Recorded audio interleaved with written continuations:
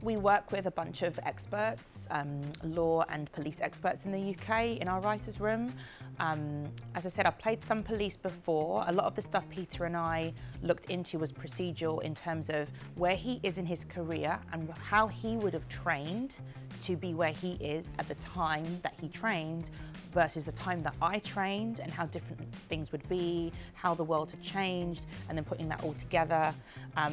You obviously physically and mentally prepare for a role as well.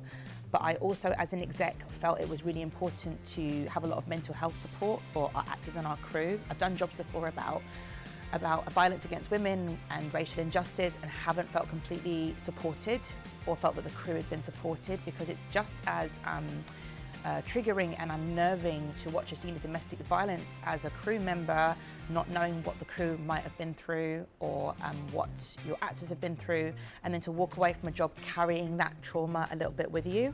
Also, I wanted to set up a space where I could do quite intense stunts that are difficult to watch, but where I felt supported in terms of the trauma for myself, because when you're doing stunts as an actress, a lot of the time it is guys beating you up, and a lot of the time the room that you're in with the people that are filming you are also guys.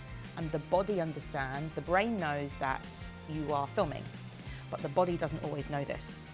And there's only so many times you can be strangled and be hyperventilating before your body starts to get quite freaked out by the fact that they're surrounded by a bunch of very lovely and very supportive but male crew members. So I wanted to make sure that the spaces where we did stunts and where we dealt with racial injustice or violence or anything that could be mentally triggering for any of our team meant that we all had the support that we needed, because I think you have to make shows about injustice in a really conscious way.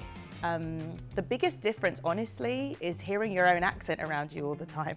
Because when you're working on an American show and you're playing an American, it actually makes it so much easier, because you're surrounded by American voices and you can start telling yourself that you are an American. It's much harder to do that when you're surrounded by British people. I don't know, no one's ever asked me that. Isn't that weird? I don't know. I loved Lucca Quinn and I went through a lot with her. I had a baby on that show, so I loved her so much. She was badass and she was amazing in court, and she was all the things that my Nigerian father wanted to be a lawyer. But I don't know. If I did, I would have to think about how she developed and changed and moved on, because I think this job is all about stretching yourself in another direction each time. Otherwise, you don't really learn anything. And sometimes those stories are just kind of over.